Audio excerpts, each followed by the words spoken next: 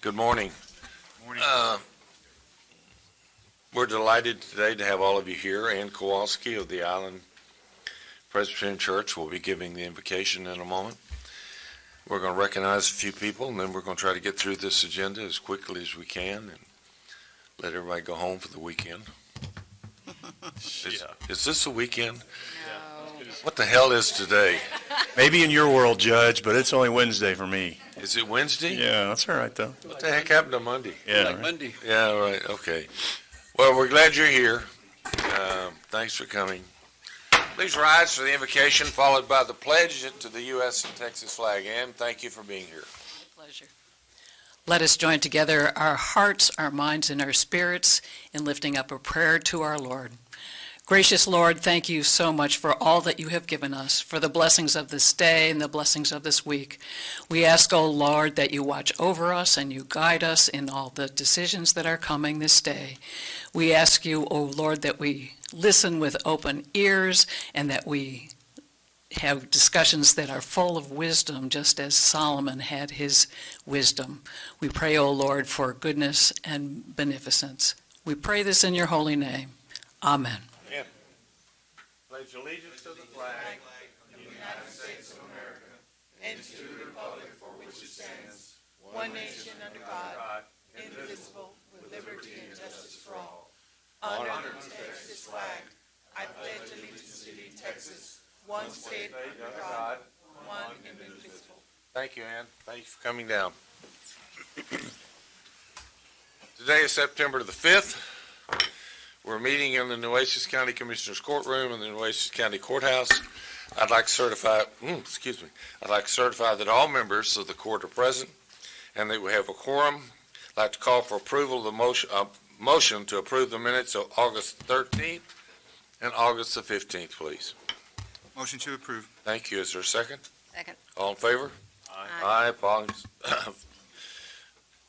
Opposed? See none. Okay, thank you. Library card sign-up month.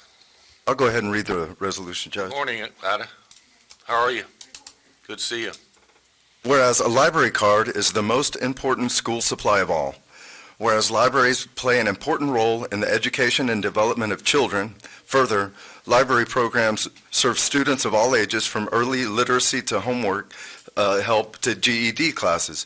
Whereas libraries empower all people to pursue their interest, discover their passions, and achieve their highest potential as learners and citizens.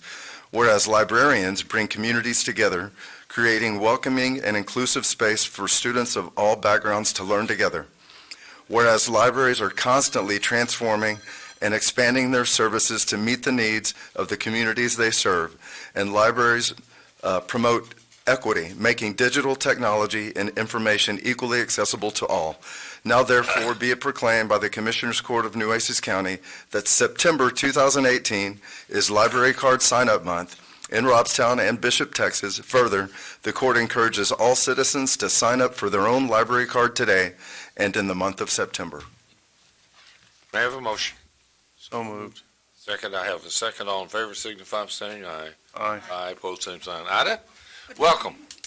How are you? Doing well, thank you, Judge, Commissioners. Good to see you. So happy to be here this morning to make sure that everybody knows that we do this specifically in the month of September, but we also do it year-round. And we've got so many activities going on at the library. And of course, next we will be having the dedication for Laura on Thursday, the 13th. And we're also in conjunction with voter registration for this month, national voter registration in communication and partnership with the League of Women Voters on September 25th. So hopefully everybody can join us at the library for all of our activities going on this month. You've been busy. Very busy, sir. Good All summer? Yes, good summer. Good summer. We'll come back next month. Looking forward to the 13th. Thank you, sir. Appreciate it. Wonderful lady. Thank you. Thank you for being Thank you, here. sir. Have a good day. Thank you. Okay, Judge, we have some people here for childhood cancer come awareness. up, please. If they want to come Go forward. come up, please. And I'll begin the resolution, Go ahead. Judge. Whereas September is Childhood Cancer Awareness Month and is symbolized by a gold ribbon worn to commemorate the event, raising awareness to support funding and awareness of childhood cancer. Whereas the National Cancer Institute and the American Cancer Society report cancer as the leading cause of death by disease among U.S. children and young adults under the age of 19. Whereas each day, 42 families in the United States will hear the words, "Your child has cancer."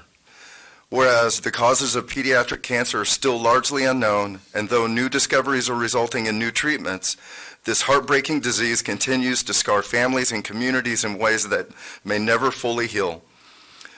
Whereas the object of Childhood Cancer Awareness Month is to put a spotlight on the types of cancer that largely affect children, for survivorship issues, and more importantly, to help raise funds for research and family support. Whereas this month, let us pay tribute to the families, friends, professionals, private organizations, and government agencies who lend their strength to children fighting pediatric cancer. And may their courage and commitment continue to move us towards new cures and healthier outcomes for all youth. Now, therefore, be it resolved by the Commissioners Court of Nueces County, they hereby recognize September as Childhood Cancer Awareness Month and encourages all residents to observe this month through appropriate programs, ceremonies, and activities. Have a motion. So moved. Second. Have a motion, a second, all in favor? Aye. Aye, opposed, same sign. Who's speaking for the group? Barbara? Thank you, Judge, Commissioners. Behind me are wonderful ladies that have formed, really are representing a much larger guild. We are calling ourselves the Gold Guild. The national color for pediatric cancer is gold, i.e., I've got a lot of gold on here today. I'm also wearing my necklace that I only wear during this month.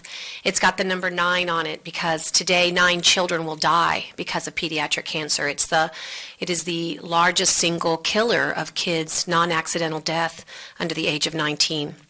And sadly, Ms. Vela and I are part of a terrible club.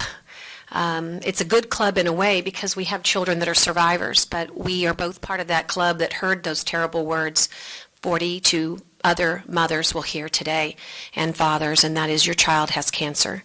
So we have started this Gold Guild. We're going to have amazing events the entire month of September, highlighted by a 1-month-long awareness program at La Palmera Mall. And I know the mall isn't everybody's favorite, but if you go to Center Court and you look up, you'll see the banners of those incredible children we've lost in our community and those that are battling.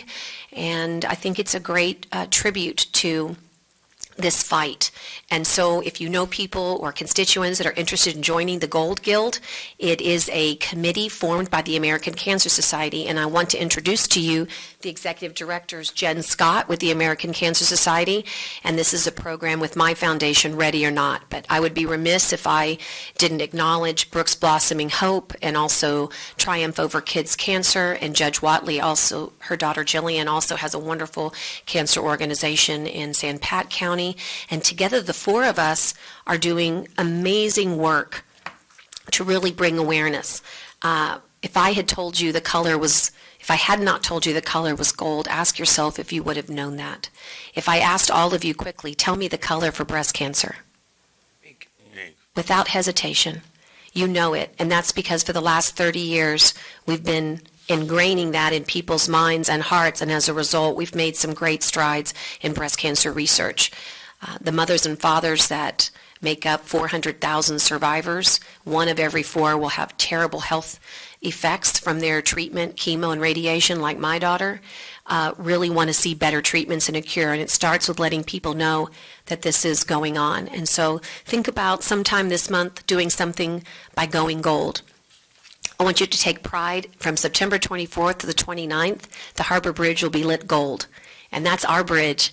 And it'll be just a great symbol. So if anyone asks you, hey, did the engineer get stuck? No, he didn't get stuck. It'll be gold from the 24th to the 29th. So just want to acknowledge these incredible volunteers. And how many strong are we really? About 40?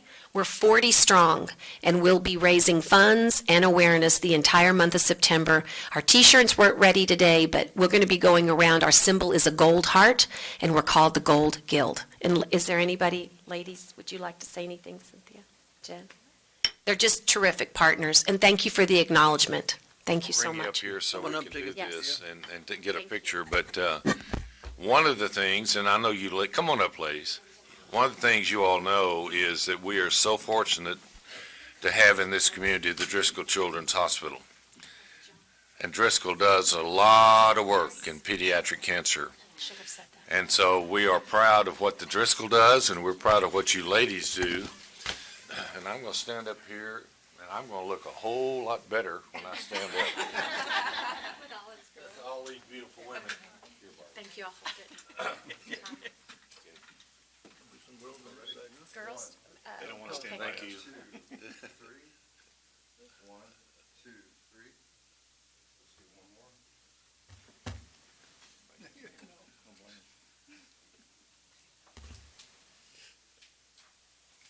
One, two, three. One, two, three. Thank you. Congratulations. Thank y'all. Thank you. Whoa, whoa, whoa, This is to whoa, you. whoa, Yes. Whoa, whoa. Yes, yes, whoa, whoa. There's a Okay. whoa, whoa. Sorry. You can go to 4 if you want. Thank you. Joe, Thank this you. is for you and for the ladies. Congratulations. Thank you for So great. Thank you so much. Good luck, girls. Thank you for your work.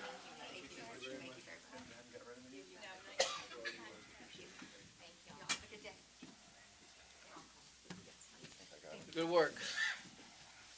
Okay. Thank you, ladies.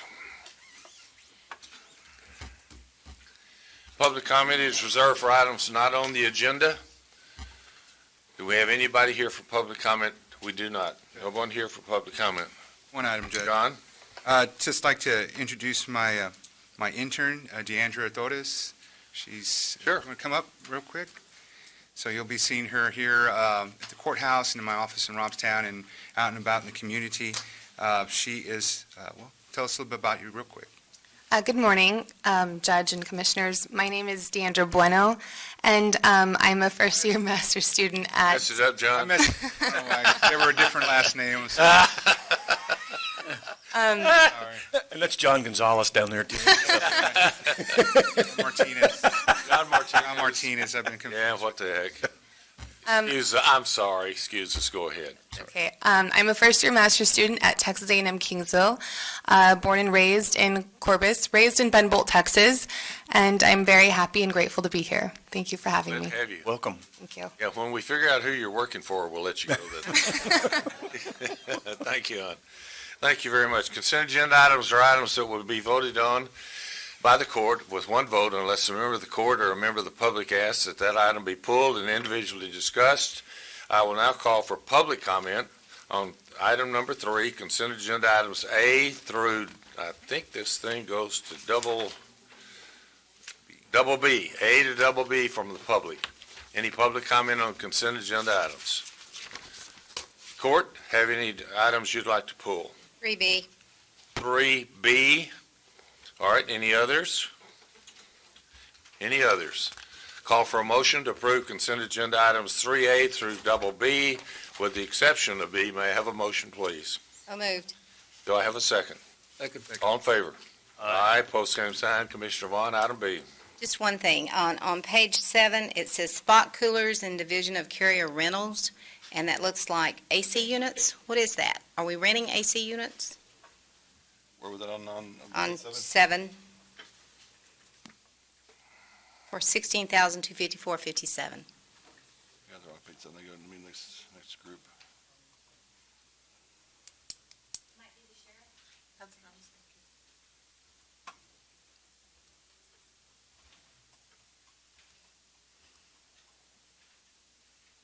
Okay.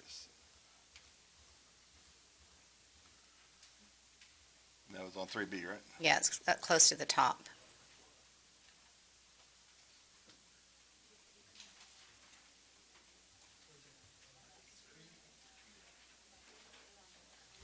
Make sure. Let me restart stuff for you, Commissioner. I'm sure that we'll be able to pull the information for you. Okay, I'm just curious why we're renting ACs and not buying them or whatever. So, yeah, if you could just let me know. No problem. Thank you. You good? Come back to that, I'm good. or do you want to come? Make a motion. So moved. Is there a second? Second. Item B is what we're voting on. Motion and a second to approve item B on the consent agenda. All in favor? Aye, pose same sign. Get that forward, will you, Dale? And You will, Jim. thank you very much. Regular agenda items.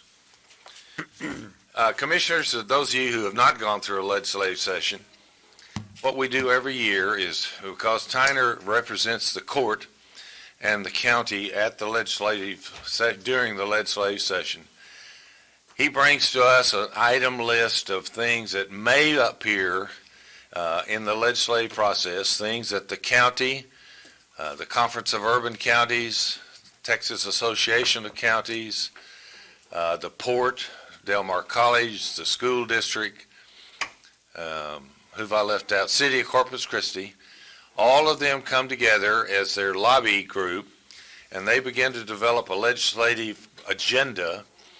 And what Tyner does is he brings this to the court, so one, you can be familiar with what we're talking about, and we don't have to fix anything today. But as you get closer to the agenda, what you want is for Tyner to have authority to take action and speak on behalf of this court on items that we as a court have determined are important. There's always unfunded mandates. There are a lot of things that we consistently either are in favor of or against. Conference of Urban Counties will be setting their legislative agenda here in the next 60 days, and they will be working with counties across Texas like Nueces, and we're members. TAC has an agenda. The port has things, and bringing everybody together really makes, we get 1 + 1, we get about 10 is what we get. So what I asked Tyner to do today for all of us is to bring us the first look at a legislative agenda, some things that we know we're going to either support or oppose, and then as you all have other ideas, I want you to visit with Tyner, please, and we will finalize this legislative agenda sometime in the next 30 days and give Tyner walking instructions. What you don't want to have is Tyner sitting up there in some hearing room somewhere, and he has to call me or call the judge or call somebody else and say, what do I do? We want him to have authority under this agenda to vote for or against an item while he's there to represent the people in Nueces County. So Tyner, would you go on, please? And when I start this, I'll give a real example of why we do this. And, you know, there's counterparts like me across the state of Texas. And last session, there was a floor amendment in the House that basically stole counties' mixed beverage taxes that we collect. And somebody contacted me in an email. I got with the auditor and I believe the tax office, because that's where they're collected. And I found out it'd be an $800,000 hit to Nueces County. Harris County would have been $4.3 million. We immediately responded to our local delegation, all of us, Travis County, Bexar County, Tarrant County, Harris County. And when that floor amendment was being argued to steal our taxes, people like Chairman Hunter and Abel Herrero just walked along the floor, and some people from other counties, and just said, hey, my home county ain't going to go for this. And we killed that on the spot. So that's why we all communicate. Everything's in real time, email, text messages, Twitter, you name it.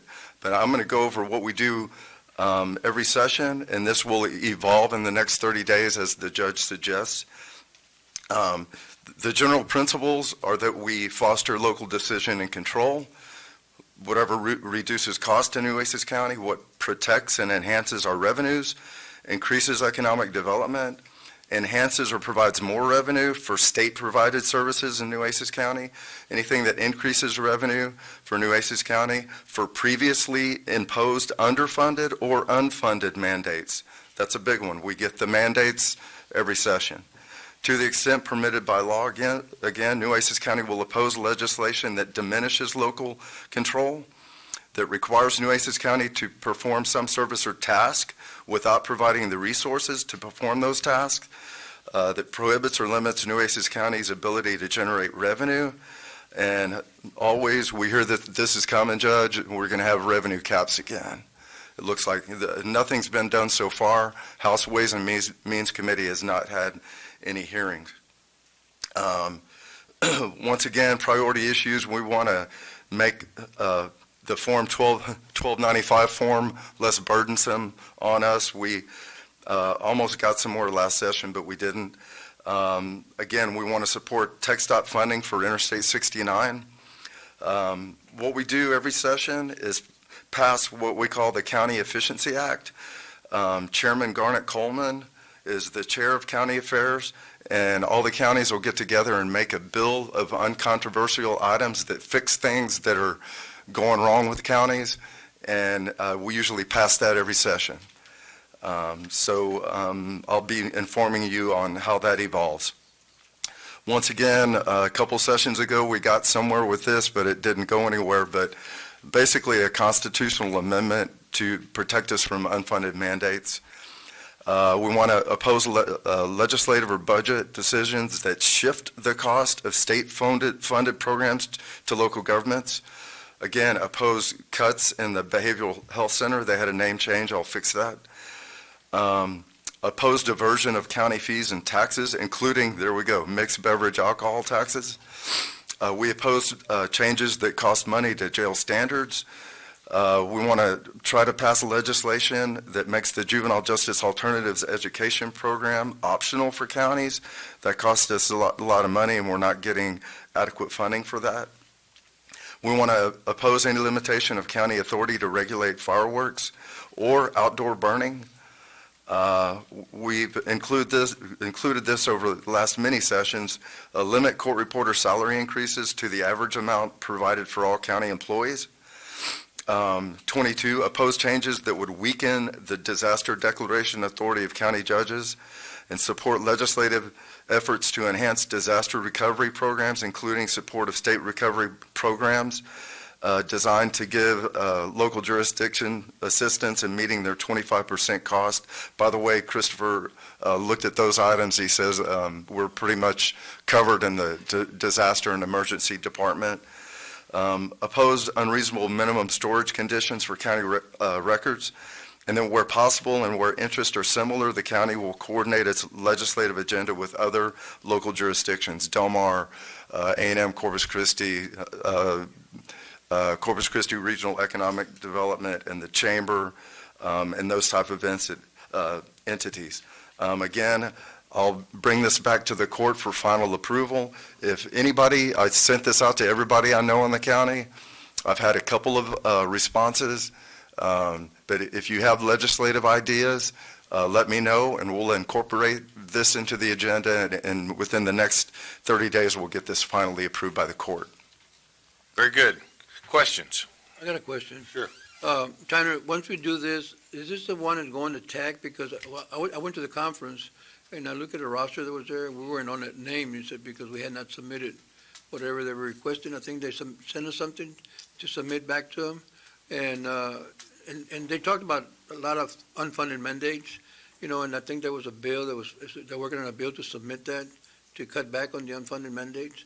And I'm not sure what the bill says, but I know that they asked me to come back and see where we're at on submitting whatever they sent to us, some feedback, I guess, on what would support what TAC is also requesting. I'll be sure and reach out to Rick Thompson and Paul Sugg. They're my contacts at TAC, and I'll be sure they're included in our process. Yeah, and find out I don't know, you should have gotten it by now, but find out what actually they sent to us, and we haven't responded back to that, but I think they sent something about, will you support this, because this is what we're supporting. I'm unaware of that, but I'll investigate that. All right, thank you, appreciate it. Tyner, I know that we, during the session, we're very reactive because there's bills that are continually being filed, and so we will bring to approve, to oppose or to support.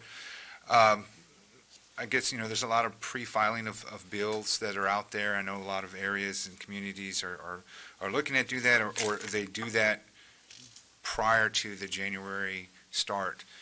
So that's something I want to see. Also, I know that you and Judge are working on this, and so within a month, we'll hopefully finalize or get this together.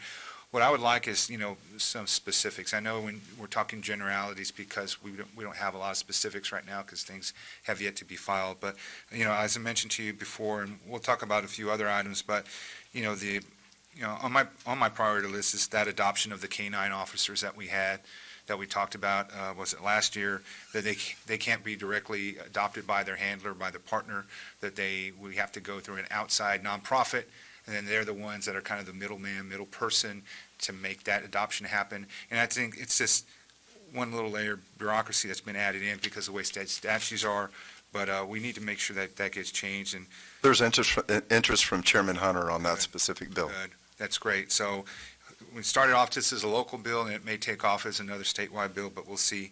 Another thing that I'm interested in will be county hot tax. We have a city one in Corpus Christi, but from my understanding, we don't have one here in Nueces County.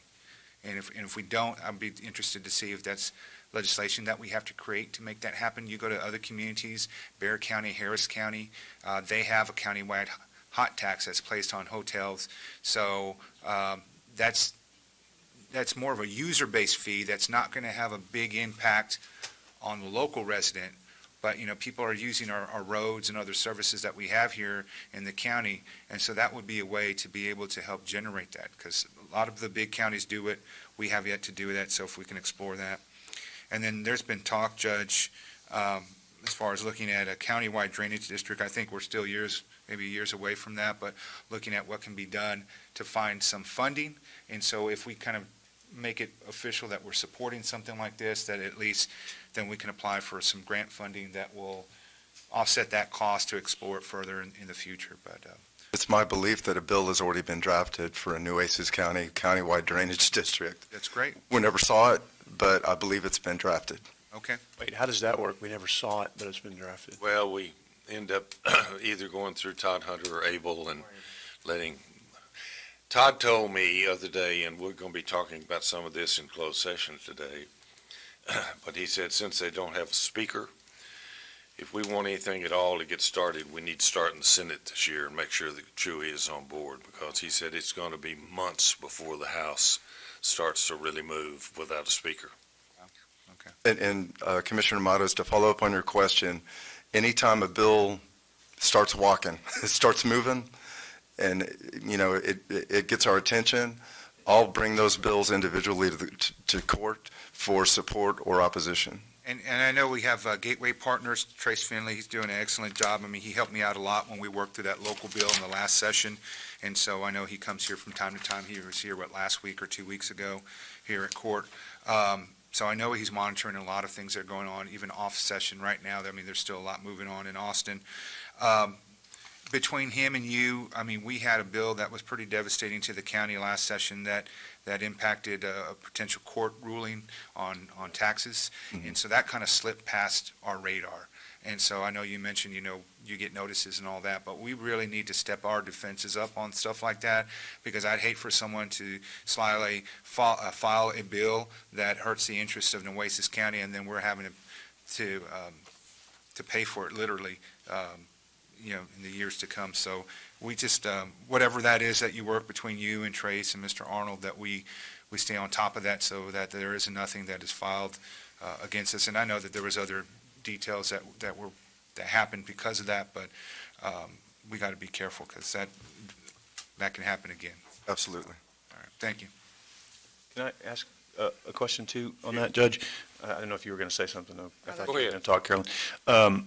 I'm kind of interested, and I'd forgotten about that, and John brings a good point up. I'm kind of interested in more information on that county hot tax deal, because that's an interesting user tax. I know it is used in other counties. I know I pay it every time I go to Bexar County, and I go quite a bit, and I get kind of tired of paying it, but I don't know where it goes for, if it's roads or if it's if it's an infrastructure, but I'd like to get more information on that pretty quickly, because if we need to add something like that to our agenda, and I'm not sure where I fall on it, but I'd certainly like to look at it while we've got a legislative session coming up, and especially after this budget we've gone through, anything that we could look at that, besides property taxes, would always be something I'd be interested in at least looking at. So how do we get more info on that? I did some research at one point. I'll see if I still have that. It was actually at the request of Commissioner Pusley some time ago, and I'll see if I can get that together for you. And then did we did we just not pursue it last time, or that time that Commissioner Pusley asked for City it? maxed or- it out.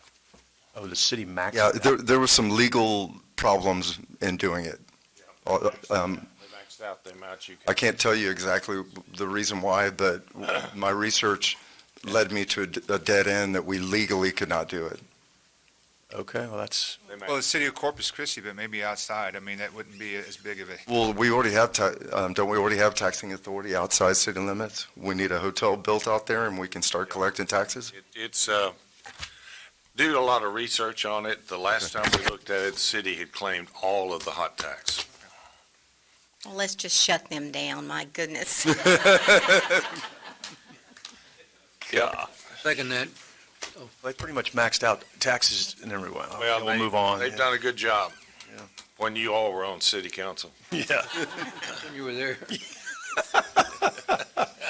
Sorry. You were there a little longer than me, Judge, so I'm I know. gonna, just a little longer. Let me, I think this is a great discussion. We need to move on, but Tyner does a really good job of gathering all this stuff, and the reason we brought this up this morning is to have this discussion. You know, there's things that are hot buttons, but I will tell you, and I'll tell anybody else who might be in the audience listening, the greatest threat to county government in this next session of the legislature is the continued erosion of local control. And both the governor and the lieutenant governor have come out very strong about continuing to pull away from counties and cities what we consider local control. Emergency management is under threat. Because of some of the things that happened in Harvey and the way the governor and others reacted, I think you're going to see a real push in this next session by the governor and lieutenant governor to pull away from the county judge his or her ability to really control emergencies within the county. You don't want that to happen. So you've got to fight that, and we have a good team to fight that. But it's there. It is absolutely there. More and more of what we see. The governor came down and spoke recently, and he talked about more tax cuts. That's on the backs of the county and city government. So it's going to be a fight. Local control is going to be a huge issue in this next session of the legislature because of the makeup of the legislature, a new speaker who we don't have any idea how he or she is going to react to this. But during the last session, we had strong support from Speaker Strauss for local control. He's gone. He really supported local government to the extent that it cost him probably a lot of things he did. But he was a friend of counties and city local control. We don't know who the new speaker is going to be, but we know where the lieutenant governor is, and we know what Governor Abbott is. And for whatever reason, they seem to believe that the more they pull into Austin, the better off the state will be. Well, that's wrong. And when I do my final state of the county, I'm going to make a lot of people in Austin unhappy. But I'm looking forward to that day coming up in November. So you guys are going to have to really watch that. I'm serious as a heartbeat. This is where it's going to make a difference in the future of Texas. So that's my speech for the day. Tyner, you get this stuff together. Wait, Judge, one more thing, sorry. The bill that Commissioner Montes was referencing too, he brings up really a couple of good points today. Way to go, John. The bill that he's referencing that did slip by, depending on who you ask about it, are we going to do anything in regards to trying to go back and making changes to that? Because that is, first of all, I think I can't even believe it's constitutional, but apparently it hadn't been ruled unconstitutional yet. Maybe because it hasn't been challenged yet, I don't know, but. You ought to look at it, but I have no idea what you can do with it. Well, I mean, I don't either, but You ought to look at it. we probably need to take a look at it and see if there's something we can do to change it. I just don't know. The problem of what they do is loser pays, and the legislature is never going to change that. Well, but it's just the whole thing that it goes to the Supreme I know. Court I mean, that's, I can't even believe the Supreme Court looks at that and doesn't think that's the craziest thing they've ever seen. I mean, that's not where it's supposed to start. The Supreme Court So, I mean, is there anything, Laura, that you would suggest that we, We can look at it. Obviously, we're still in litigation, but we'll look at it and we'll make it part of the list. If at all possible, at least for discussion. yeah, I think it needs to. Well, this is your agenda, so put your thinking caps on, and when we adopt it, we want to give our representation as much freedom as they can have up there, because when you walk, and you know, Brent, when you walk the halls during the session, the longer you go into session, this stuff pops up, and it'll be in 6 different rooms, and all of a sudden, you need somebody there who can vote no on some of it. Okay. I'd like that, yeah, I'd like that looked at too. Thank you. Okay, bring that back. Anything else on that? Okay. You want table 2? And 3, Judge, I'd like to move, first of all, let me say, I appreciate Laura and her staff helping me get the documents to London. We just don't have them back yet, and I would like to move to table this to September 19th, please. Both items 2 and 3, 4A, 2 and 3. Is there a second? Second. All in favor? Aye, pose same sign. We've tabled 2 and 3, number 4. Who's going to do 4? Towner's, that's you? Yes, sir. This is the DOJ item. Yes. To sort of set this up, By the way, Crystal, good morning. Good to see you. as you may recall, at the beginning of the year, we started preparing, and the judge had me work on the Department of Justice settlement with regard to everything that happened to us during Hurricane Harvey. Really, really knocked us back. And I know we have an extension till September 30th, 2021, but that's gonna pass by faster than you think. And in addition to that, we ran into some issues with the design of the courthouse and some other things. So the long PowerPoint presentation I did in the spring that I presented to the court, Kristen and I got together and we said, you know what, let's see how our investigator feels about those things that we were going to present to the DOJ. So we, in fact, set up an appointment with Amy Eduardo, our assigned investigator at the DOJ, and we did the 1-hour PowerPoint presentation with her. She had the file, and we were on conference call. And we did the hour-long presentation. At the end, we asked for the 10-year extension from 2021, which would be 2031, and we didn't really get a favorable response at all on such a contention to have an extension that long. I did my annual report at the end of July, which included that PowerPoint presentation because it really did a good representation of where we were financially. The letter I present to you today, at the close of that telephone conference with Ms. Eduardo, we decided that we would formalize our request for concessions, and that's why I'm here today. I would like the court to approve me sending this letter. It's in the name of Judge Neal to the DOJ, and I'm going to go over it real quick.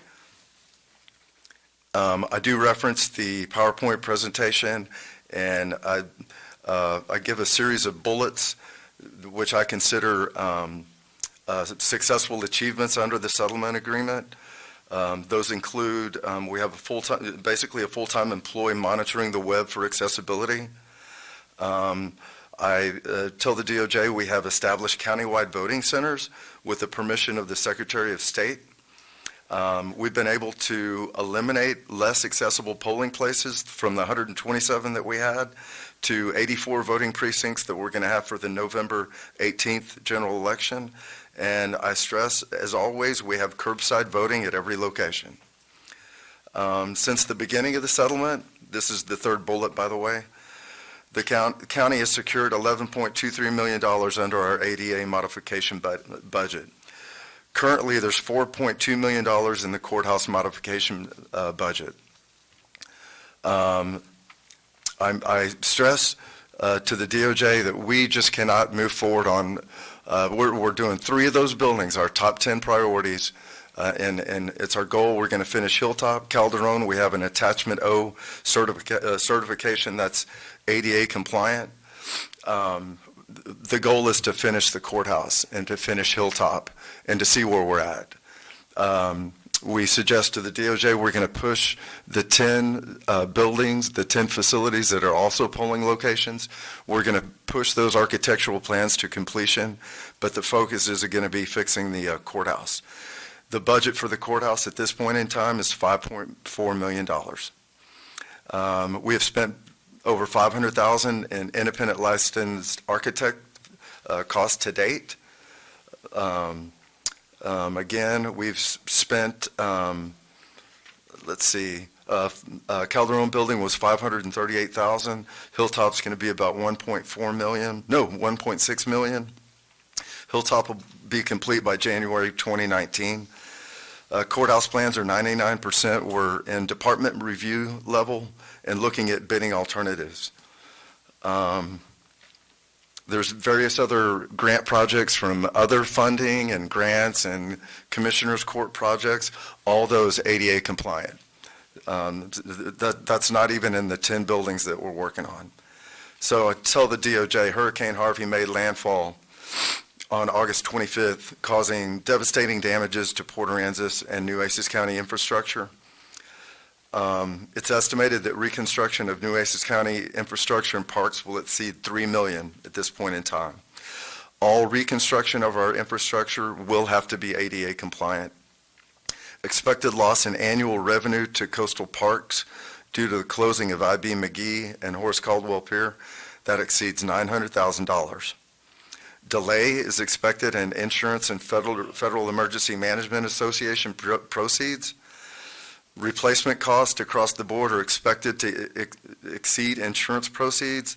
The net insurance proceeds for roof repairs at the fairgrounds complex are approximately $200,000, less than estimated cost. The net insurance proceeds for I.B. McGee are approximately $430,000, less than engineers' estimates. The Nueces County fund balance, this is the next paragraph.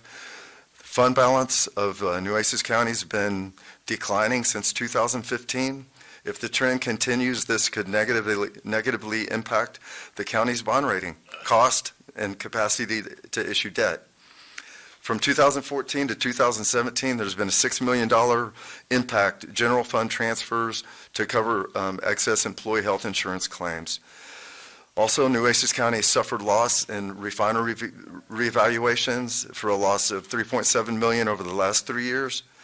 In anticipation of additional tax reevaluations, the county has set aside $2.7 million in contingency reserves in the proposed 2018-2019 budget.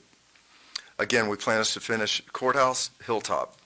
But I tell the DOJ, frankly, we need to put the other 7 facilities on hold until we're in adequate fiscal position to continue the projects. And so I hit my 5 concessions that I'm asking the DOJ. I propose that we need an extension for 5 years after 2021 to September 30, 2026. I'm suggesting, we have the DOJ training. I know that other counties, sometimes law enforcement. Hold on. Where's that part about the date extension?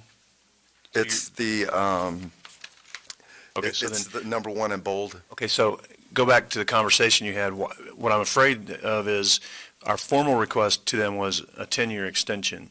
That was not formal. That was in the PowerPoint on July 25th. The adopted formal Okay. that we adopted was 10 years. And because you had a bad conversation with them, my concern That's correct.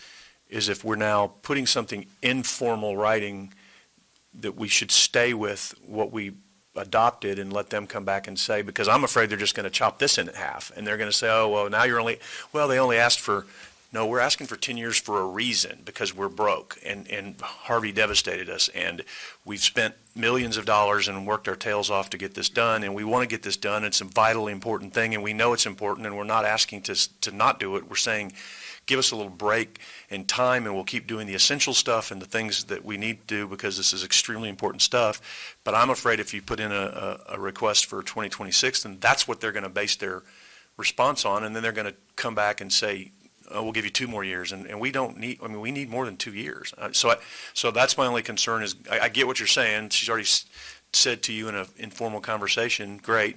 I'm still willing to go up to DC and make That's this. the court's wish, that's why I'm here. No, I am. I'm just throwing this out, and people can disagree with me. That's why we're doing it. But we originally adopted the 10-year request for a reason, not just because Right. we want to be bad guys, just because we need help. So I think we should stick with that and certainly let them come back and say something different. But if we go in with this, they could say, well, I don't even remember you ever having a conversation for 10. You only asked for 5, so we gave you 2, so we're really good people. And again, I'm still willing to go to DC and said this repeatedly, to go up and, present it, or Judge Neal can, or the next county judge, whatever. But this is really big stuff. And I mean, if we can't resolve this with them amicably, I think it's worth going back to court for if we have to, because I get that we have a settlement agreement, but things have dramatically changed in our world, and I'm very nervous about this. Go ahead. Talking about DOJ, that was where I work for DOJ, and when you talk to them at DOJ and you discuss these issues, and they tell you, this is what we're going to do, and normally, and you send something different again, and you're going to say, wait a minute, well, this guy didn't, you got to look at both ways. We might be in a bind here because she already told us what they don't want to do. If we continue to do something different, then say, well, evidently they don't understand what we're talking about here at DOJ. But I think that you're right. I think I like what Tyner was right about the 5 years, and we can always go back next year and say, we've looked at it again, and maybe we need another 5 years. But I think if they, to me, they already said, you're not going to get 10 years. I know you couldn't put any better what's on that letter already. So, I kind of really agree that in 5 years, I think they would be more open to the 5 years than the 10 years. And maybe they want to shut it down. I don't think so. I can always respond again. But I think that our best bet here is say, let's go for the 5, and hopefully next year we can always say, you know what, we need to sit down and talk about it on a one-to-one basis. But this is just my thing. No, and you're not incorrect. My concern is I don't think you can go back to the DOJ repeatedly. It's hard enough to get a response out of them once, much less twice. And I think if you keep going back to them, at some point they're going to get mad too. So maybe what you do is maybe you soften it and you say, hey, look, our original ask was for 10. We still need 10. What would you be willing to do? And maybe do it that way, something like that. Because I'm just worried about, we really need that 10 years. And yeah, and maybe do it that way. You make a good point. And so maybe we soften the request and say, we asked for 10 originally, but could you tell us what you're interested in doing, if anything, because we're really in a bind here and we need your help. 10 years was from when to when? 2021 to 2031. 2031. So we're halfway there. Yeah. I don't disagree with consistency. So why don't we amend 1 to be consistent with what we had before? Okay. And as both commissioners say, they can come back and say nothing. But at least we're being consistent in asking for the extension out for 10 years. And again, putting something in it like Commissioner Gonzalez and I've talked about that says, this was our request. Verbally, you've told us you don't like it. What do you want? What would you be willing to do? Something like that, Judge, just to soften it a little bit. I'm okay with what Well, if Commissioner. you look at the very bottom paragraphs, he's basically done that. He said, we continue to plan and adhering to the principles, blah, blah, blah. That's correct. And I think that's a great paragraph. I think you did a good job. I think that those last 3, if you read the last 3 paragraphs, he did that. I'll read it. It's at the closing. We continue to plan on adhering to the principles of the settlement agreement as funding becomes available in the future. However, at this time, it appears to be a long, arduous recovery for Nueces County. And that's where I reiterate the 5 years, but I can put 10 years. You reiterate the 5 concessions. You don't reiterate. Oh, 5 concessions. You're correct. So it's not, yeah. So I just think they need to understand that we really did this for a reason, but we're trying to be reasonable with you. So can you please just tell us what you would even consider? That's all. Go back to where it comes out to 10. Let's move on. Okay. Soften it like. Okay, it's the consensus of the court for 10. Right. but softening it a little bit too, if, just so they don't get ticked off, I'm okay with that too. Okay. That makes sense to you? That okay? Okay. And again, I spoke of this, I know of other counties that have gotten the concessions. I know it's DOJ approved half-day training. I'm recommending that we request all new employees only have to attend the half-day training. And what we'll do is if this gets approved, we'll have a big training of all the new employees. We'll record it, and in the future, that recorded training can be played for employee orientation. And employee orientation, instead of being a half day, will be a whole day going forward. The next thing, interestingly, at the close of our meeting with the DOJ, the only thing that Amy Eduardo asked for was the courtroom plans, because we proposed that we could not fix the courtrooms.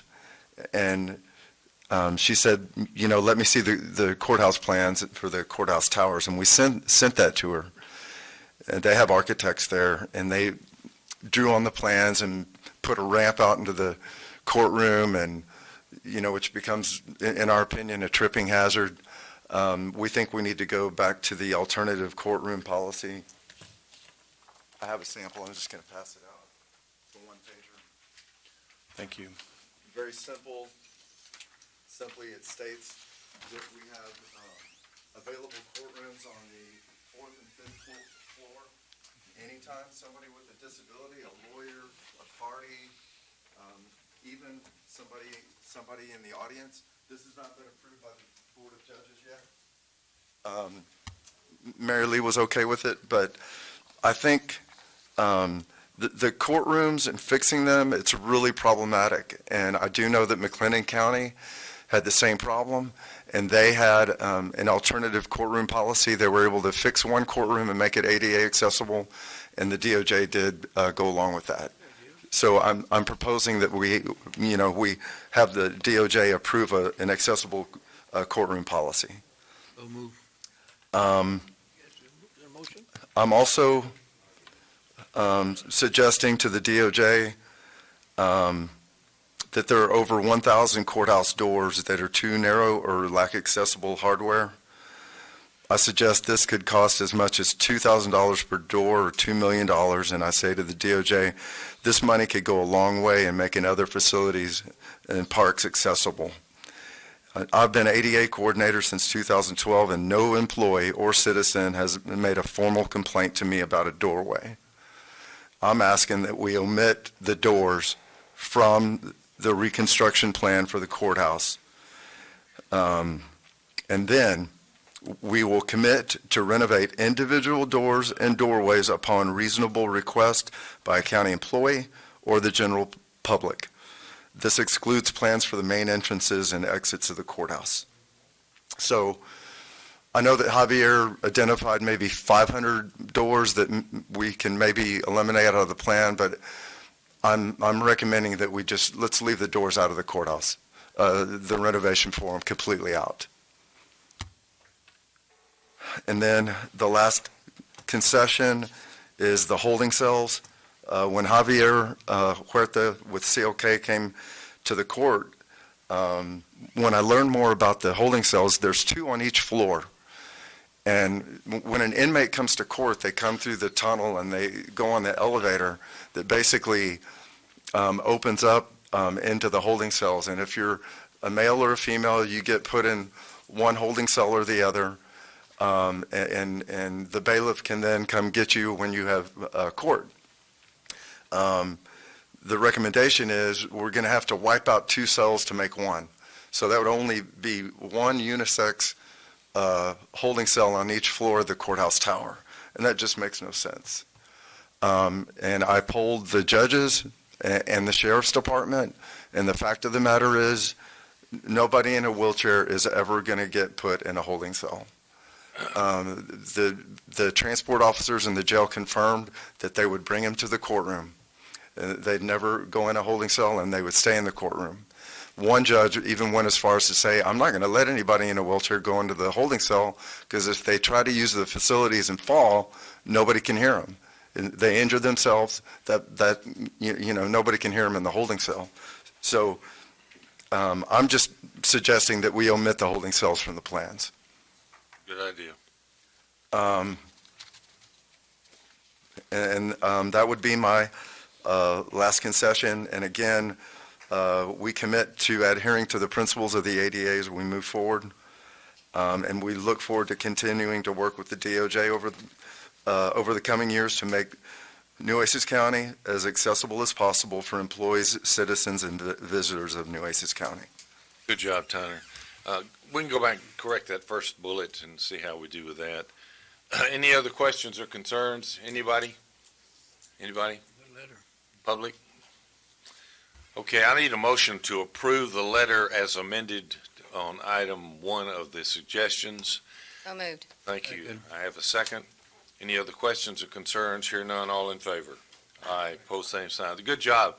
Folks, Tyner has really done a good job with this ADA stuff, and A good letter. we added this to his list of other duties as assigned, but he's done a great job, and we thank you. Get that corrected, get it to me for my signature, and we'll get it off, okay? Yes, sir. Very good. Where are we now? We're at Burning? What's the count today? I don't know if it's been updated, but it was 524 this morning. It's over 500, and so we're recommending to the court that we approve the burn ban. I'll move. Second. Second. Questions? See none? Questions? Anything? You want to pass something out? No. Yeah, let's go ahead and look at it. You know, Thank you. Thank you, ma'am. this is really a moving target. Thank you. Huh. This is where we are, huh? Okay. The green in the middle, that's good? Green and blue is good. Okay, green and blue. But you have to use the whole county, right? You can't pick, right, okay. Okay, Tyner, a suggestion, put it on? Yes. Recommend approval of the order that you have. So move. Is there a second? Second. All in favor? Aye. Aye, pose same sign. Thank you for watching this. You guys do a great job for us. Thank you. Okay, number 6. RTA. Edward, are you it? Part of it? Part of part. He's part of the part. Judge, Commissioners, good morning. This is a project Commissioner Jag has been, it's in Commissioner Vaughn's precinct, but Commissioner Jag's been spearheading this one with the RTA. Essentially, what we're trying to do is upgrade a bus stop that's in Commissioner Vaughn's area.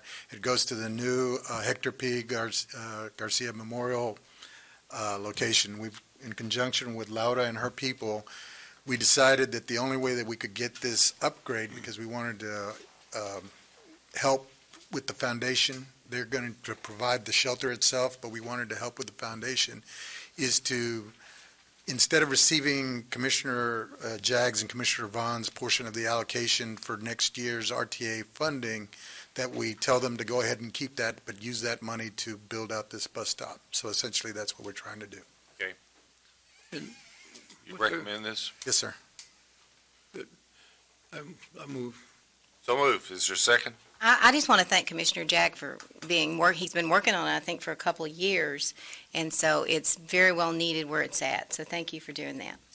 I think that what's going to be here, it's going to be, we'd be surprised, RTA is putting a shelter there that's worth over $25,000, and it's going to be hopefully inclement weather, people that go to the clinic and come out of the clinic, hopefully they'll be protected from the rain, the sun, the wind, whatever. So that's what it's all about, and it's a pilot project here for them.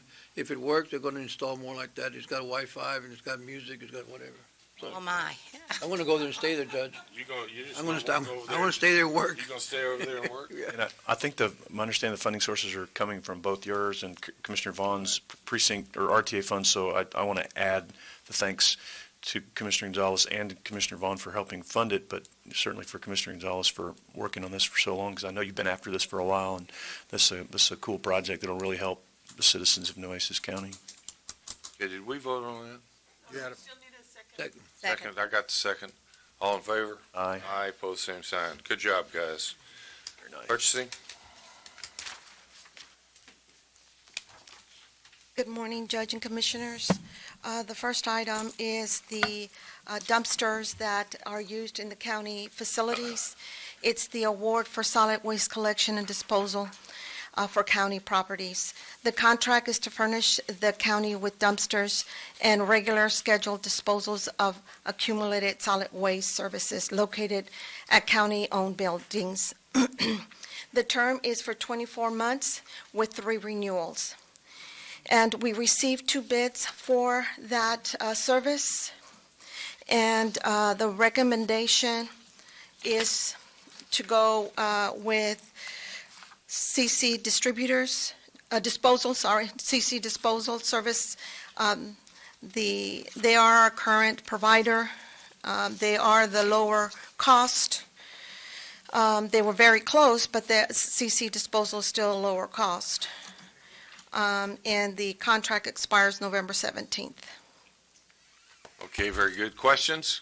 Are Yes, they sir. doing- Comments? Doing a good job?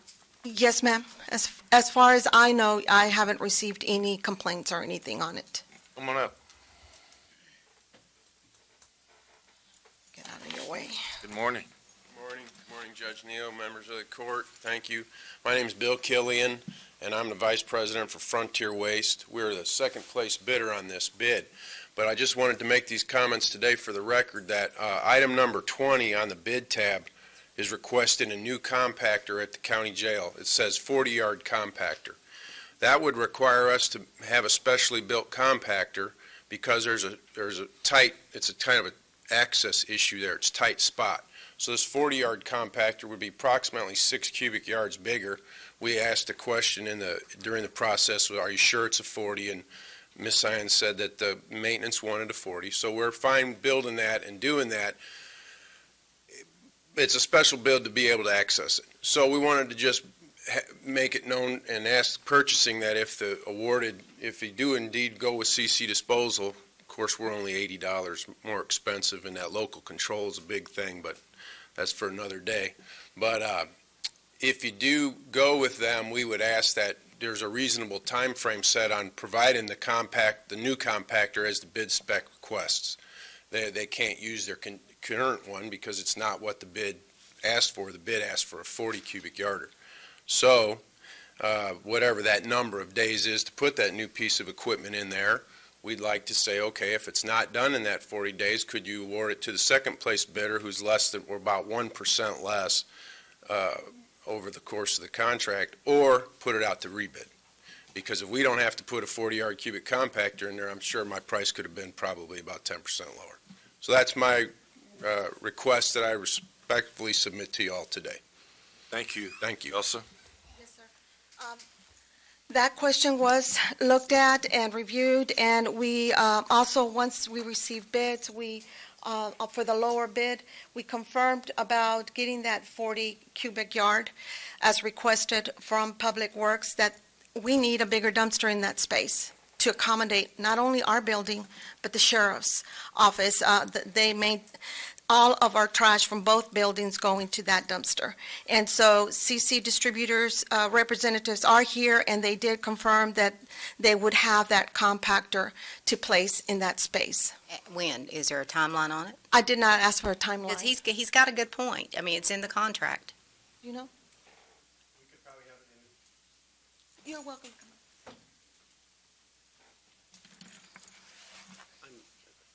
I'm Jason with CC Disposal. I'm the site manager. Thank you for having me talk. They don't make a stationary, self-contained 40-yard compactor, but they make a stationary 40-yard compactor. That's what we bid it for. Like you see it at back of Kohl's and all that. So it's a stationary compactor. Yes, that's what we bid it for, a stationary compactor. So you'll have it in place when? And you get 45 days. Is that within the contract provisions? We only asked for the compactor. We did not stipulate a time for the conversion from a 35 to a 40. So it would be within reason to have one placed out there. Well, maybe we need to do that because you want to be fair Yes, ma'am. to the other company as well. So, I mean, we could go a year and not have it. So I don't think that's unreasonable to ask and put in there. I think we should have a time limit too. Yeah. Well, do you want to, can we amend that? I don't think we can amend it since those specs have gone out, but I think we should in the future. It's part of the contract. Yeah, I mean, he's got to do it. And I mean, if he's represented to us, it's going to be 45 days, but I don't think you can go back and amend something after the fact. Not the bid specs, Right. but we can place that as part of the contract. That's what I'm because- saying. Yes, ma'am. That'll be fine. Yes, ma'am. We'll add that language to the contract. Yes, sir. Yes, sir. The 40-yard stationary compactor is not a self-contained compactor. Okay, so that's not, if he's going to go with a 40-yard stationary, that's not a self-contained, which the bid calls for. The self-contained keeps all the wet slop and vermin out and stuff in. A stationary compactor, when you break away, you break the break away from the compacting unit to, I know you're learning way more about compactors than you ever wanted to know, but when you break away from it, everything goes out a hole, slops everywhere. So a self-contained is what you want, what you need for the type of waste you have. A stationary will not serve you well, and it's not what was asked for in the bid. Go ahead. Well, What we want is compliance with the bid specs that's correct. within What is- a reasonable time. What does the bid spec say, Elsa? The bid specs, let me grab them, they're in the back. The item said that it needed to be a 40 cubic yard self-contained compactor and at this location here. And so do you believe what the man bid that won the bid meets the bid specs? That's why we asked the question that we did, and I got a confirmation that they would be providing it. Whether there was a misunderstanding or a lack of understanding on my part, and what I asked of them, I suppose there is. I'm not proficient in compactors. Is it stationary or self-contained? It's stationary, but not self-contained is what I'm understanding. Bid Is that says correct? self-contained. We went to two bid specs. To put that self-contained compactor, it's another 4 feet longer. Our trucks can only haul, you'd have to get a semi-trailer to haul a 40 cubic yard compactor. We went with Waste Quip, who builds the compactors, said they do not recommend a 40-yard compactor. The only thing they'll make is a stationary compactor, a 40-yard compactor, stationary. So we went with our manufacturer who makes the compactor, said the biggest one they'll make is a 38-yard self-contained. Why did we put this in here? Because it was requested from Public Works. They need to discuss that. Yeah, okay. I move acceptance of the bid, Judge. All right, thank you. Is there a second? Need a second. I would just like to ask Public Works why we did that. Can we do that once here? I just want to be fair and make sure we're following the guidelines.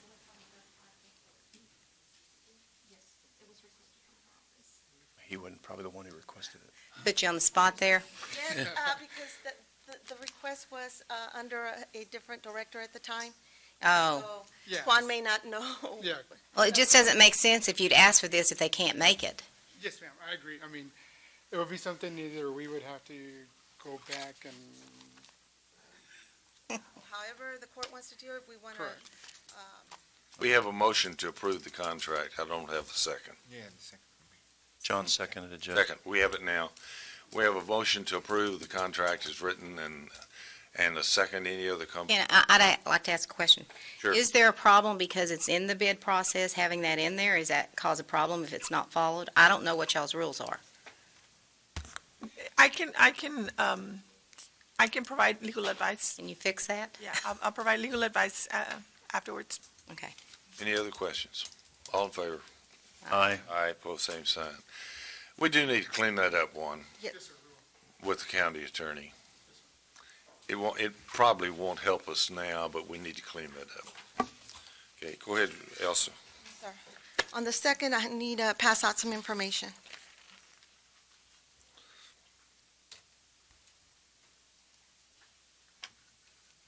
Thank you. Thank you.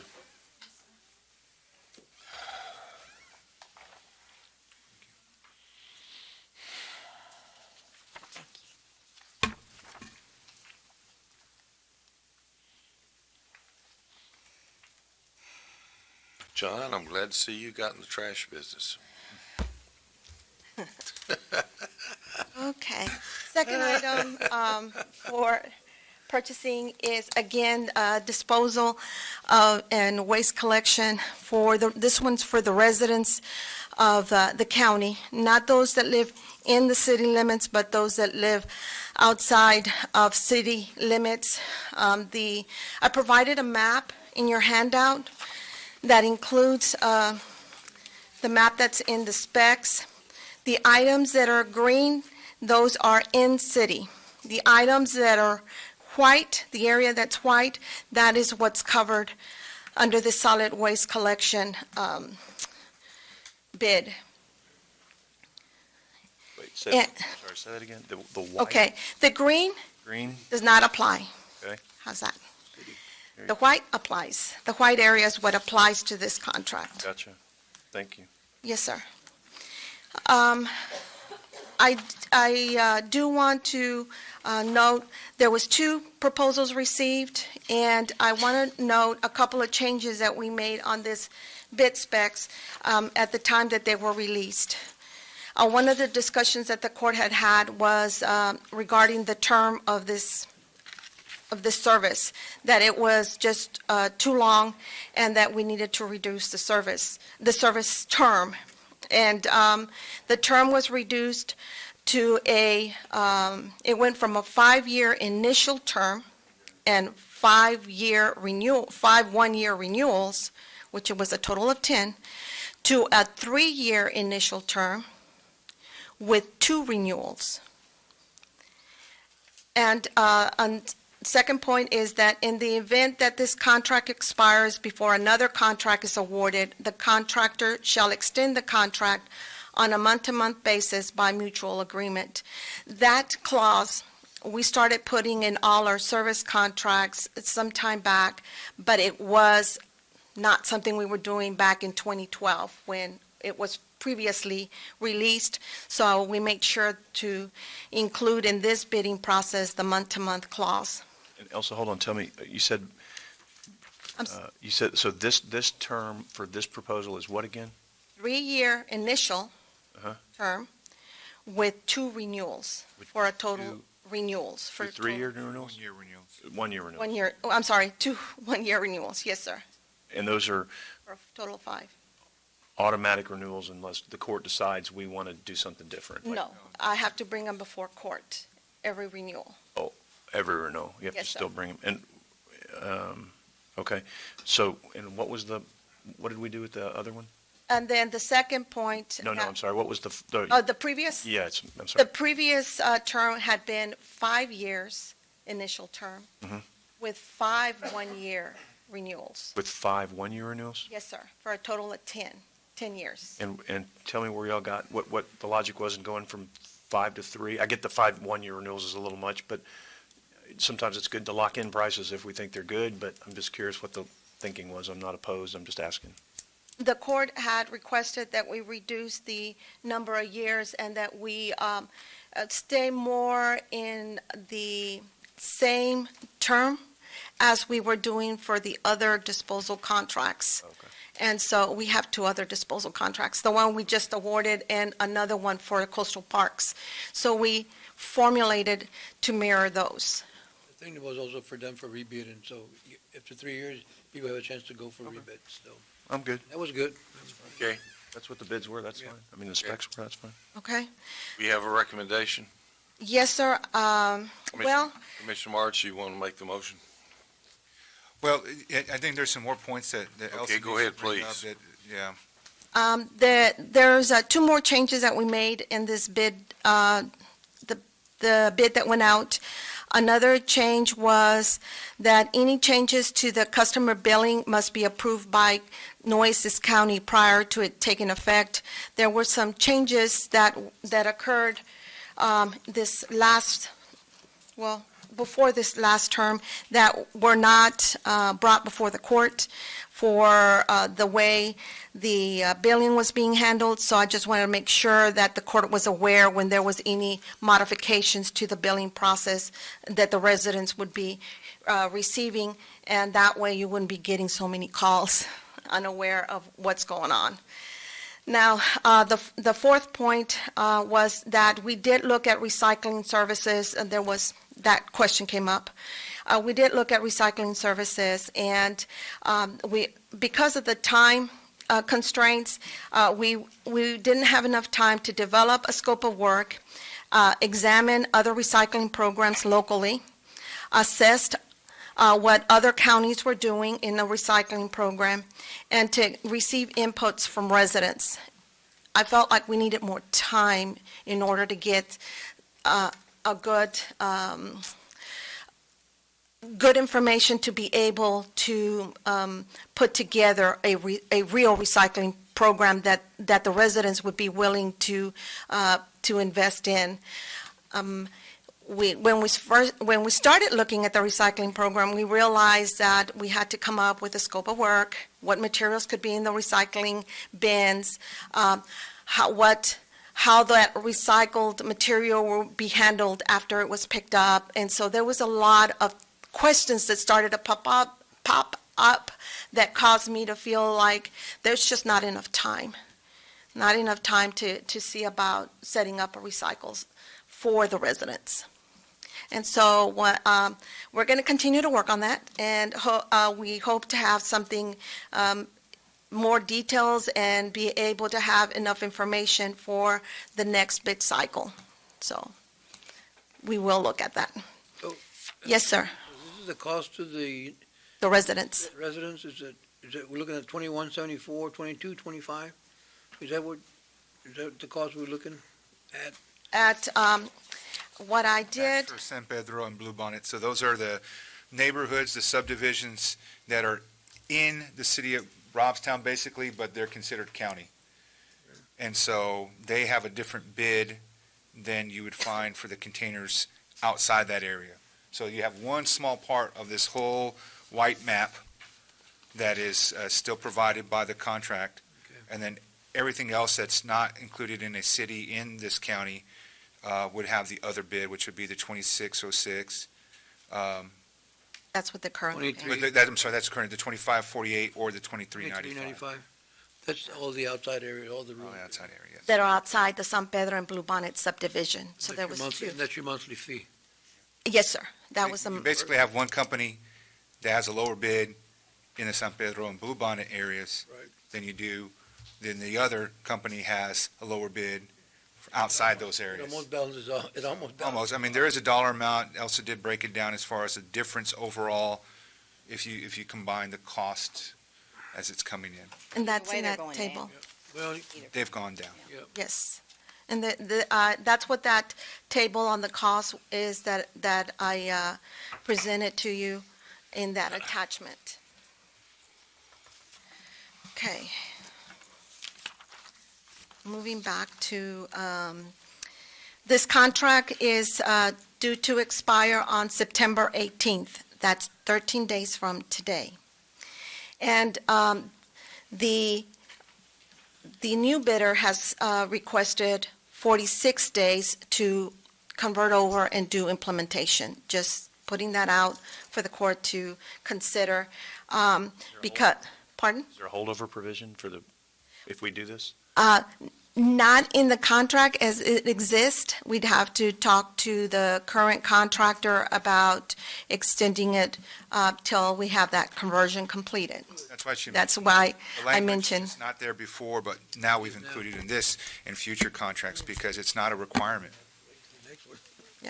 it's not even in the And contract. so, I mean, I'm glad that the companies are both here represented because that 46 days is a big stretch to be able to roll out new cans, new trucks, new routes and all that.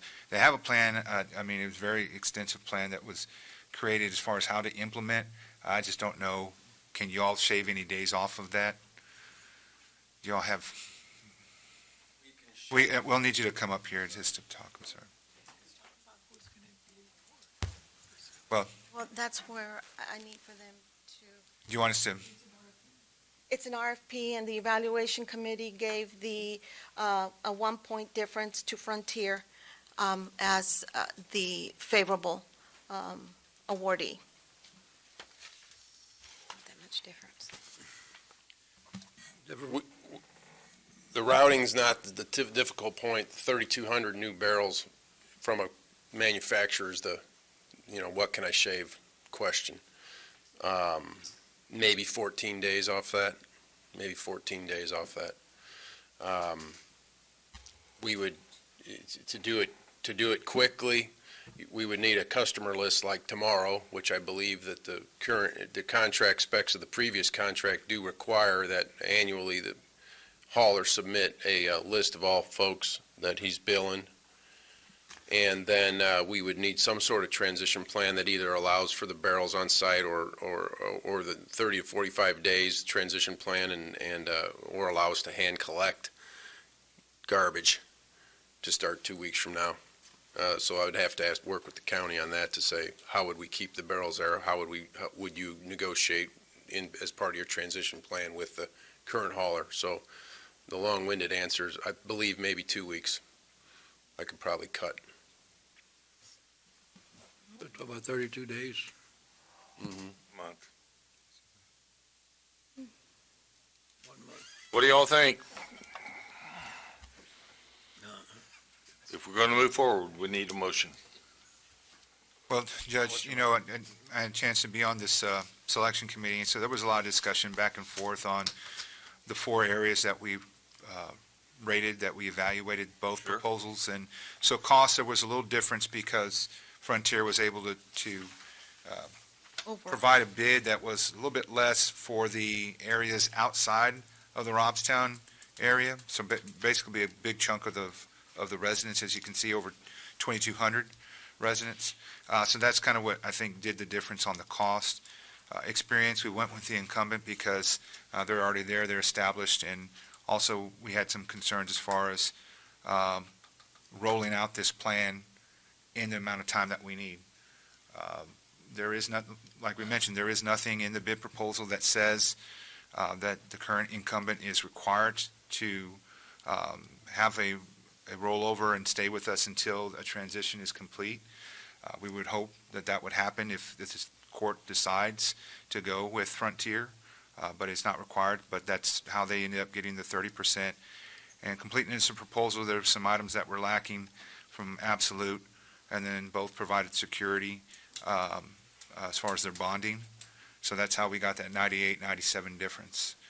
Both proposals, we're happy with them, but there was just one that just got a slight edge to it. But I would say we got to be careful with that 30 days is because there's not a requirement to work with the county. If we can't get that guarantee, then we have an issue of who's going to collect waste for a month. You're right. And so that's the only concern I have. But We're only if looking we want to look at what's going to be a price, is it going to, overall, what's going to be less of cost? Overall, it's going to be less for residents living outside of the Robstown area, but those citizens would actually pay more under the Frontier bid. So, I think at the end of the day, you're talking almost like less than $1 difference, between both of them. And I don't know if, Absolute to me has always worked pretty good with us, that I know of, at least in my area, and done a real good job.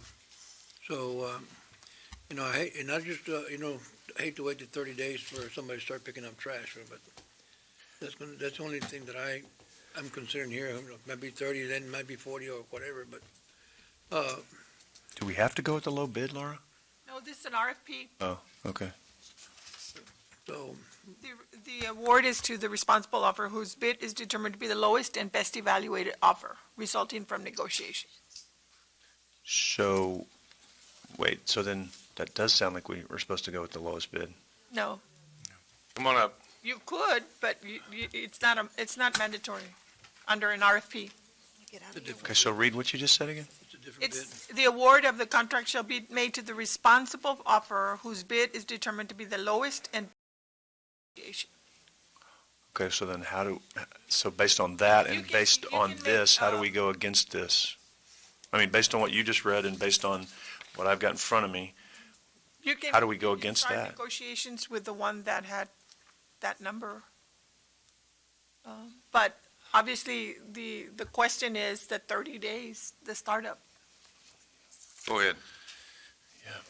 Clarification on the Colonia thing, the folks in the Colonias are billed through Robstown Utility, they pay the same 2606 towards the trash. It's just what we would offer to the county, we would offer the price to the Colonia that then the utility bills 2606, then remits to us our colonial price. So they get a fee for billing. So the residents paying 2606 regardless of my bid or Absolute's bid. And then as far as the 30-day and the trash, I'll be clear on, just so we're clear, to collect the trash 2 weeks from today, to get the garbage off the ground, that's doable, hand-throwing garbage, if we're not allowed to use the barrels that are already there. To do it with barrels, 95-gallon barrels that the folks have had and are used to, that's the weight for the manufacturer. So, I mean, we would have trucks out there, if you said, hey, you want this, you signed up for it, you bid it, it starts 9/19, we'll get the garbage off the ground. We won't have brand-new barrels out there until the barrels are made and brought to us. So that's, I just wanted to clarify. Have any barrels? We would have barrels that are not in 20, we need 3,100 barrels to answer the contract, because some folks have 2 barrels, even though there's 2,600 people. So we need about 3,100, or 2,850, sorry. I don't know, but where would they put the trash in the meantime? I mean, Well, I would suggest working, mandating us to work with the existing hauler to either use his barrels, or y'all get a 30-day extension or do that somehow. But I mean, there's ways to do it. I've seen it done in other municipalities over my career. I mean, it's a public health issue. There's no doubt about that. Also, the 2606, was that, so that's a price that's going to be No, sir. billed no matter That's what? the current billing. Right now, that's the current billing, and what was bid is not that. It's on that table. I'm sorry. What was bid, Yeah. excuse me. I mean, I know that's a small amount, it's only 418 residents, but, I mean, he brought up a point that he said that regardless, that's going to be the price, but. No, it's not, because what that was bid from Frontier is $22.25 for those individuals that are in the subdivision. And for those that are outside the subdivisions, it's $23.95. And that is what was bid, and that is the pricing that would be expected to be received to the residents. And so if we went absolute, but those that live in San Pedro and Blue Bonnet would Yes. pay More. less than Frontier. That's correct, for those that But live in the those that live outside subdivision. the area, those that live outside that area would pay actually a little bit more than in Frontier. That's correct. But overall, no matter who we choose, everyone's going to be relatively paying less Yes, from what they're currently Both paying bids. now. from both Yes. bids. And as you can see, that's why it's so close. And Because we're, my opinion for what it's worth is, we have a committee for a reason. I don't find any fault with what the committee did. If I found fault with what the committee did, I would bring that up. I think everybody has complied, and I think the committee has made their recommendation based on overall quality and pricing, and the pricing is lower for the recommended person overall, the recommended group. So I would move we accept the recommendation of the committee. Second. Is there a second? I'll second for discussion. I think. If you don't agree with your own recommendation, let me know. No, but once again, I mean. I know it's close, but we you made a decision. long time No, I know, discussing this, and I respect was what you the did. issue of how, are we going to be able to guarantee that there will be seamless transition? That's what I was stuck on, and that's what we had, I think, a good discussion on. Well, let me In tell the end, we're looking at numbers, and that's all we were asked to do, was look at the numbers, and that's why we rated it the way that we did, because overall, we went by what was bid by the two companies, so that's why there's a point difference. If But- Absolute but doesn't help beyond out that- in the transition, then shame on them. Well, and I agree, but beyond that, the bigger issue is, will there be a seamless transition? Will we be able to bring in a new company? Will they be able to bring in all the cans and everything that they need? Initially, they said 46 days, which we had no way to talk to them. We were sequestered basically from speaking to anyone. So we couldn't find out until today that they were actually able to hopefully take off time from that transition. So that's why we made the bid based on numbers, based on what the specifications were, but that was it. We said, okay, we're going to bring it up to the court. And I even said, okay, yeah, let those people decide. And then I realized, wait.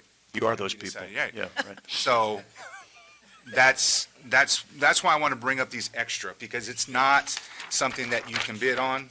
It's just, it's reality. You have a So motion we got to be before careful of reality. But the reality to, Make a motion. we've already got one, but the reality is, we'll never have, that means under this contract, if we don't give it to these people, because we think Absolute might not help us with a seamless transition, then no one could ever get it but the people who have it.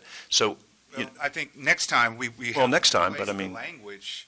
no, I agree, but I mean, we've got what we've got or in front of us. Require that. And I'm not saying that Absolute wouldn't wouldn't work with us now, but, what if they have other obligations? They have a fleet, I don't know. Mr. Davis is here, I don't know if he wants to answer any of our questions regarding any of that, but that's something that we need to figure out today. So that's, once again, that's why, Well, if based you- on the numbers, it was Right. 1 point difference, close enough. Of course, Laura said that we don't have to follow the lowest bid because it's RFP, but we got to think of everything else outside. I mean, if Frontier is saying they can cut it down to 30 days, I think we could try to hopefully work something, at least another month with the incumbent, but that's a lot of transition. Well, does Absolute want to answer that question? I don't know who y'all are heading, going to, but I mean, do they want to answer? Mr. Davis.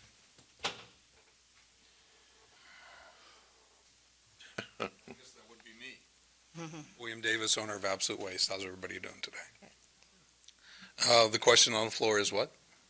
Would y'all be willing to continue the service till they're in place if they were to go with them? I've actually prayed about this because I kind of thought something like this may happen. The contract ends September 18th, and I would probably consider staying in place till September 30th. I have things happening October 1st and thereafter that I really need to focus on, and, it's good to look ahead, not behind. So I would certainly focus on those types of things. The one thing I would like to add is we have been in place for 16 years.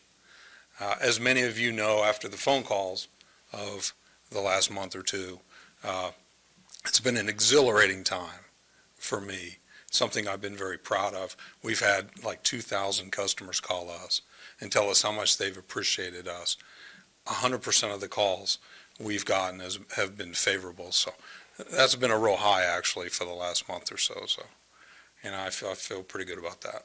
Well, I appreciate you saying you'd help, and I will say this, I got calls from people yesterday saying how much they appreciated y'all, and y'all really had the route down and spoke very highly of you.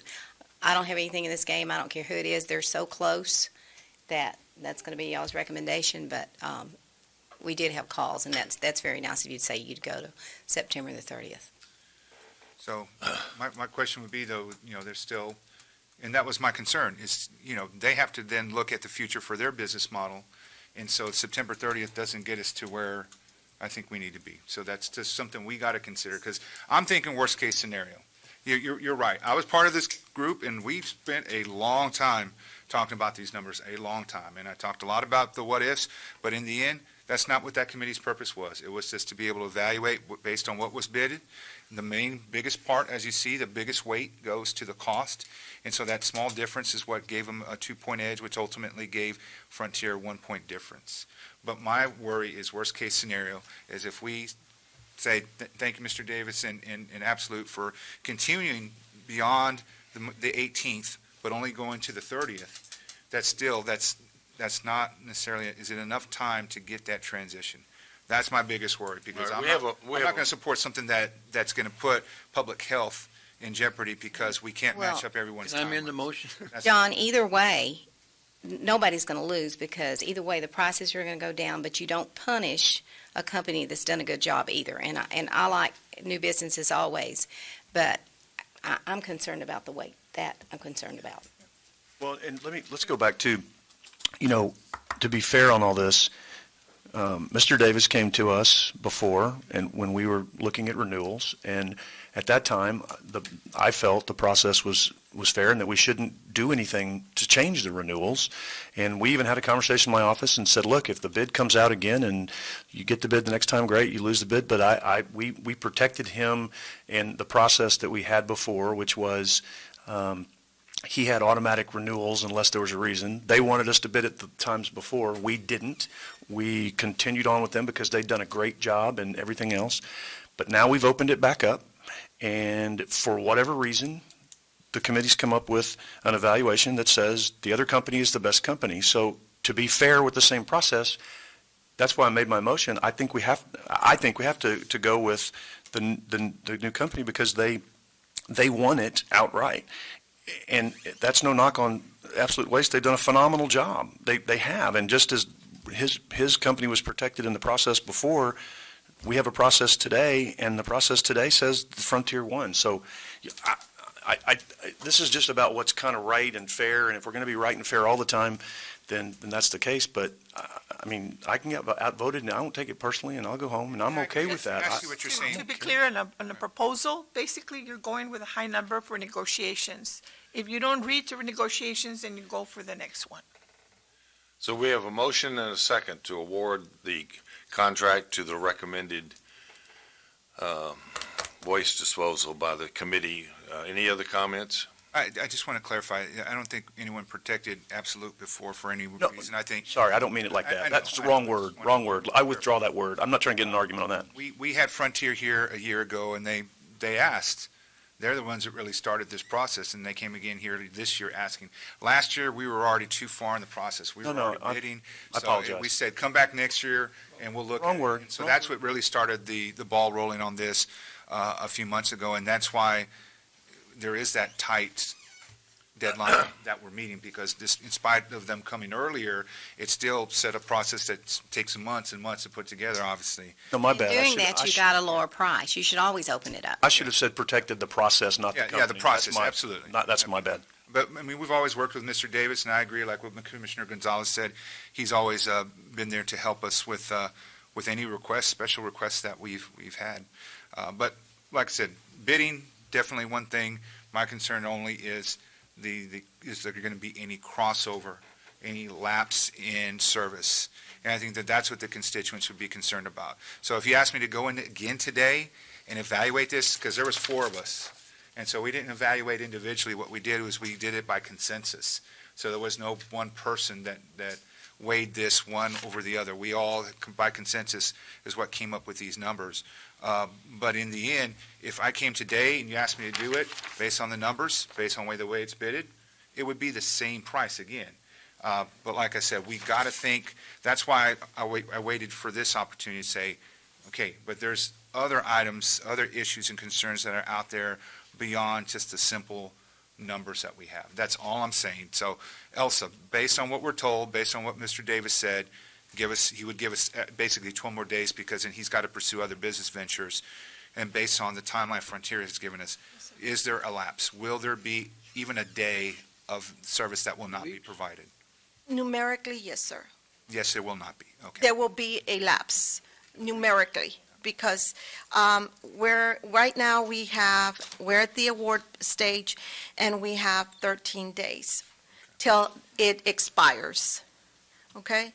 And so if we go from the 18th, when the contract expires, to the end of the month, we're on the 5th today. The month has 30 days, so we got 25 days, and they're asking for 32, I believe. No. From today. Well, We're I mean, talking from today. could you go back, could you, as part of this, Process. what I'm trying, I can't lose my train, could you go back and negotiate that harder as part of this? I mean, you could go back and say, we're only going to do this if there's no lapse, or something like that. Mr. Davis has said the 30th, you say there's a lapse. If they can't comply with a lapse, we could throw that as a condition in. I don't know, I'm just throwing things out. Because we don't want a lapse, I agree with that. We don't want any lapse. Yeah, it's a good point. Yes, it could be negotiated, and we'll see what companies be willing to do. Sure, no, I hear you. And how long would the negotiations take on this? I mean, You can bring it back to the next meeting. Yeah, absolutely. Which would be the Well- 19th. It'd be a day after. we're meeting next week on budget, so We're running Or we can add it at that Yeah, time, yeah. We could add it next week. I would hate to do it after the fact. Correct. I mean, we need They need as some much time. stability. Do one item on the Yeah. budget, on the agenda for, John, you second it. If you want to amend, if you want to amend it and add something to it, I agree, the lapse is not good. Is there anything that, I mean, that I need to amend? If this is part of negotiations, then I'm okay with it being negotiated. The motion is the award to Frontier for negotiation, As recommended as recommended by by the the committee. committee. But if you want to give direction, I'm happy to let, Well, I'm just saying, I gotta ask all these what-ifs, because Yes. that's, I mean, I gotta That's think where we worst-case were. scenario. Yes, And so, say we go into negotiations, we can't make those dates work, because to me, that means 25 days compared to 32 days, that's a whole week difference. That may not be able to close that gap. If we can't close that gap in negotiations and in reality, then we go back and say to the second bidder, okay, Absolute, you're our guys. Well, no, we've already pursued other businesses, ventures, and now we're committed beginning October 1st and beyond. Then what? go Then we have no negotiate right trash. now. Go Huh? instruct them to negotiate right now. They're all here. Well- You can do whatever you want, John. You're the man. Okay, I'm just asking all the what-ifs. So if that's the case, we need to amend to make sure that we include negotiations immediately, that we have this resolved Give With- her a date. within, by tomorrow, at the latest. And I accept your amendment to the motion. second. Okay, we ready? Motion as amended, negotiate, all in favor? Aye. Pose same sign. Okay, So what that means is if you can't negotiate something where there's no lapse, then we go to the second bidder. we'll know by tomorrow.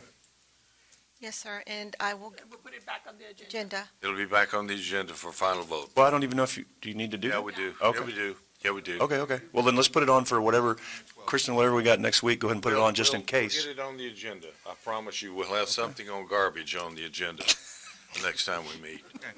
All right. The only difference in this in the city, it was from twice a week to once a week. Don't even. Yeah. Don't even go there. That was- All right, we're gone. We're ready. We're moving on. Yes, All sir. right, Thank you thank very you. much. Thank you. Auditor?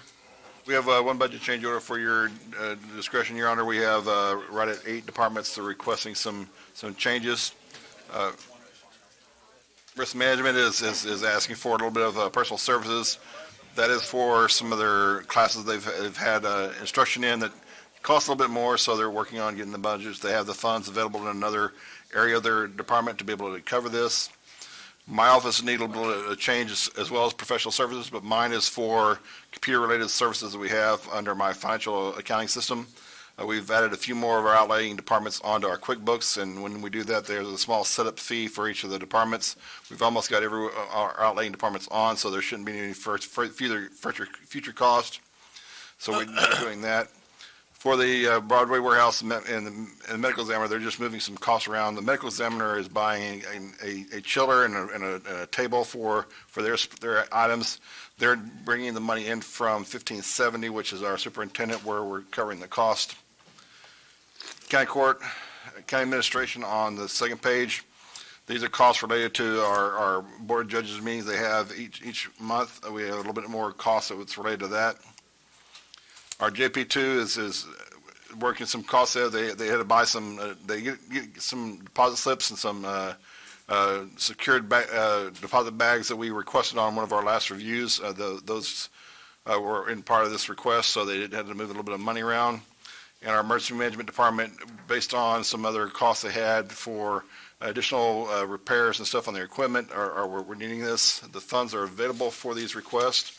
My staff has looked over these items, and we do suggest they are valid for their request, and we submit this for your approval. Need a motion. So moved. I got a second. All in favor signify by saying aye.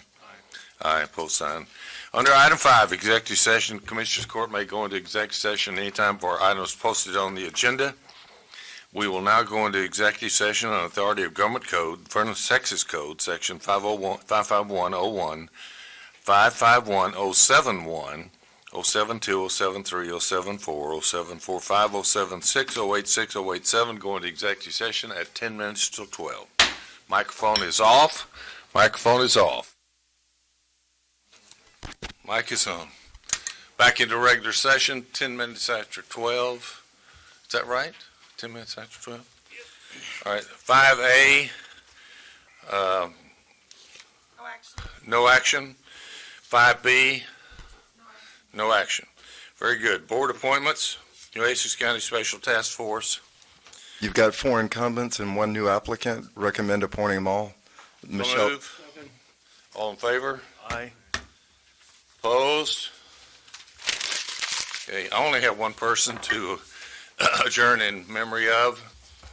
We recently lost a really good friend here in Corpus Christi, a longtime attorney with the Penn Donald firm, and the aunt of our tax assessor collector. Rebecca Kieschnick passed away here 2 or 3 weeks ago. She'd been ill for a number of months, a number of years, and had continued to practice law. I talked to Kevin a long time, that's his aunt. Kevin went to Houston to visit with her the day before she passed away. The Kieschnick family is a large family in Nueces County, in San Patricio County, all over. Rebecca was an outstanding attorney. She will be missed. She'd been in that firm 37 years, a long-time practice defense attorney, principally a defense attorney. So on behalf of us, for Kevin and his family, we wish them the very best. I know they've lost a dear member of their family, and she will be missed by all of those who knew her. And I certainly knew Rebecca for years, and she was a wonderful lady, and we're going to miss her. That's the only one I have. Brent, you have anybody? Judge, that was the only one I had as well, so I would just echo those sentiments. Thank you very much. Thank you. Well said. Joe? John, any? Carolyn? Stand for a moment.